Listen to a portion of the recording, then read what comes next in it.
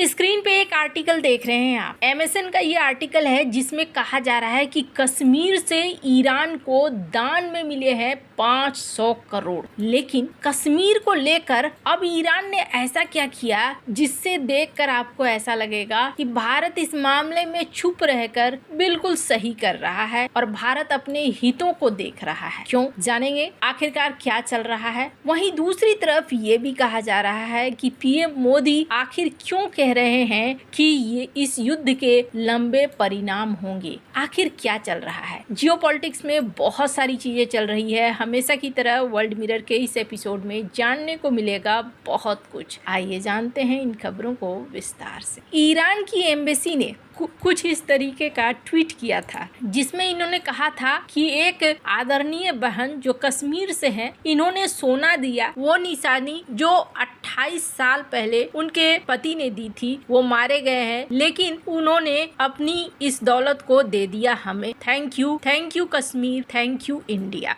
ईरानी दूतावास ने इस पोस्ट को किया था जिसमें भारत के प्रति भी आभार जताया गया था। इसे लेकर पाकिस्तान की तरफ से कुछ अकाउंट्स ने कहना शुरू कर दिया कि कश्मीर है, भारत नहीं है, इसलिए भारत का नाम आपने क्यों ले लिया, ये पाकिस्तान का है। और उसके बाद क्या देखने को मिला कि ईरानी दूतावास ने इसे डिलीट कर दिया। भारत के लोगों से दान ले रहा है। इसके लिए ईरानी दूतावास ने अकाउंट नंबर और यूपीआई आईडी भी जारी किया है। मार्च 2026 की रिपोर्ट के मुताबिक सिर्फ कश्मीर घाटी से ही ईरान के लिए करीब 500 करोड़ रुपए से ज्यादा का दान इकट्ठा किया गया है।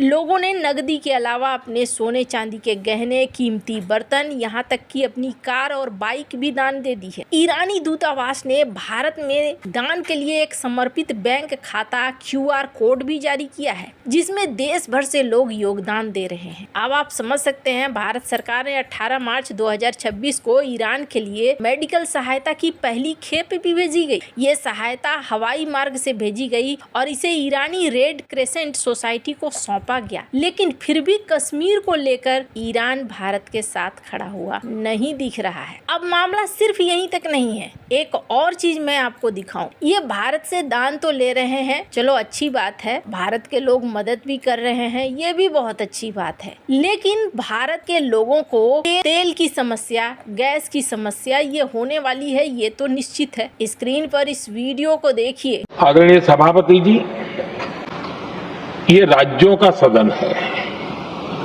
आने वाले समय में ये संकट हमारे देश की बड़ी परीक्षा लेने वाला है और इस परीक्षा में सफलता के लिए राज्यों का सहयोग बहुत आवश्यक है। इसलिए इस सदन के माध्यम से मैं देश के सभी राज्यों की सरकारों से भी कुछ आग्रह करना चाहता हूं।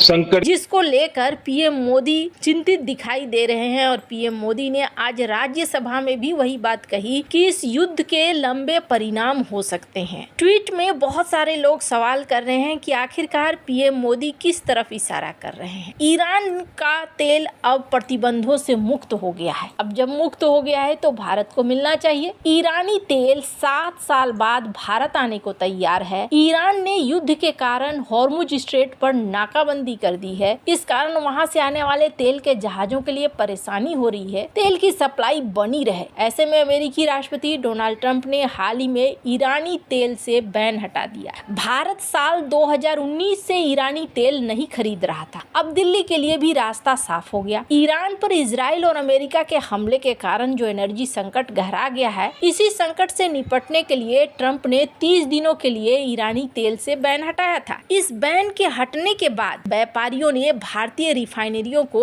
ईरानी तेल बेचने की पेशकश की। रॉयटर्स की इस खबर के अनुसार ये तेल कोई डिस्काउंट पे नहीं बल्कि ICE ब्रेंट में जो दाम है उसकी तुलना में प्रीमियम पर बिक रहा है, यानी ऊंची कीमत पर ऑफर किया गया है। कहा जा रहा है ईरानी तेल को ICE ब्रेंट से लगभग 6 से $8 प्रति बैरल के प्रीमियम पर पेश किया गया है। साथ ही पेमेंट की भी सख्त शर्तें रखी गई है, जिनमें कार्गो पहुंचने के 7 दिनों के भीतर भुगतान किया जाना चाहिए। अब अमेरिकी ट्रेजरी बेसेंट के अनुसार ट्रंप ने उन जहाजों के लिए 30 दिनों की छूट दी है जो 20 मार्च तक लोड हो चुके हैं और 19 अप्रैल तक अनलोड हो जाएंगे। इनमें से वो भी जहाज है जो पहले से प्रतिबंधों के दायरे में है। भारतीय रिफाइनरियों के पास ईरान से तेल और एलपीजी की अधिकतम खरीद करने के लिए करीब 1 महीने का समय है। ईरान से ज्यादा तेल और गैस खरीदना भारत के लिए इसलिए भी काफी संभव है क्योंकि ये भौगोलिक रूप से भारत के निकट है। व्यापारी और ईरानी राष्ट्रीय तेल कंपनी डॉलर में पेमेंट की मांग कर रहे हैं। हालांकि कुछ व्यापारी भारतीय रुपए में भी भुगतान स्वीकार करने को तैयार हैं। मई 2019 के बाद से भारत ने अमेरिकी बैन के बाद ईरान से तेल नहीं खरीद। हालांकि हाल ही में रूस से बैन हटने के बाद भारत ने लाखों बैरल रूसी तेल खरीदा है। केंद्रीय तेल मंत्रालय ने ये कहा है कि ईरानी ईंधन को खरीदने का कोई निर्णय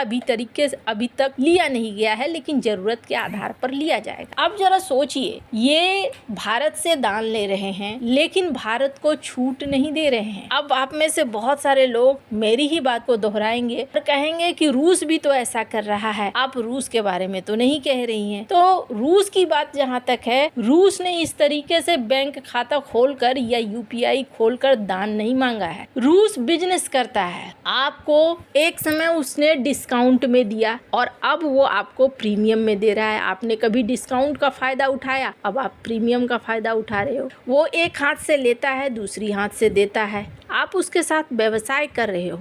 खैर, आज तक भारत ने रूस को मानवीय मदद के रूप में दवाइयां या और कोई खेप नहीं भेजी है, इसलिए ईरान से ये उम्मीद तो कम ही थी। पर खैर, पीएम मोदी ने जो बात कही है उसके पीछे एक बड़ा कारण है। ऐसा माना जा रहा है कि आने वाले समय में अगर ये युद्ध नहीं रुकता है और अमेरिका इस युद्ध को और आगे बढ़ा देता है तो फिर एनर्जी की दिक्कत होगी। क्योंकि अभी एक और चीज देखने को मिल रहा है, वो ये है कि इस ईरान जंग के बीच अमेरिका की बड़ी रिफाइनरी में विस्फोट हो गया है और इसकी वजह से इमरजेंसी लॉकडाउन भी लगाया गया है। अमेरिका के दक्षिणी राज्य टेक्सास में एक तेल रिफाइनरी पर जोरदार धमाका हुआ। धमाके के बाद रिफाइनरी में भीषण आग लग गई।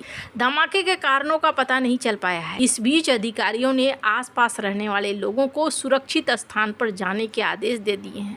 कहा जा रहा है कि वेलेरो एनर्जी की रिफाइनरी से आग की लपटें और धुएं का गुबार उठता दिखाई दे रहा है। वेलेरो एनर्जी में प्रतिदिन 4,35,000 बैरल तेल प्रोसेस करने की क्षमता है और ये देश की सबसे बड़े तेल केंद्रों में से एक है। आग लगने के बाद इसे आपातकालीन लॉकडाउन के तहत बंद कर दिया गया। आग लगने की घटना ऐसे समय में हुई है जब पेट्रोलियम की कीमतों में भारी उछाल है। रिफाइनरी में ब्लास्ट हुआ है, हादसा है या साजिश है, इसको लेकर अभी कुछ भी कहना बहुत जल्दबाजी होगी। लेकिन जिस समय पर ये हुआ है, ये समय ठीक नहीं है और इस समय का मतलब ये है कि मुसीबत और भी ज्यादा बढ़ रही है। खैर, आपको क्या लगता है इन सब मामले में, आपकी क्या राय है, कमेंट कर जरूर बताएं। जल्द मिलते हैं अगले वीडियो में नई खबर के साथ।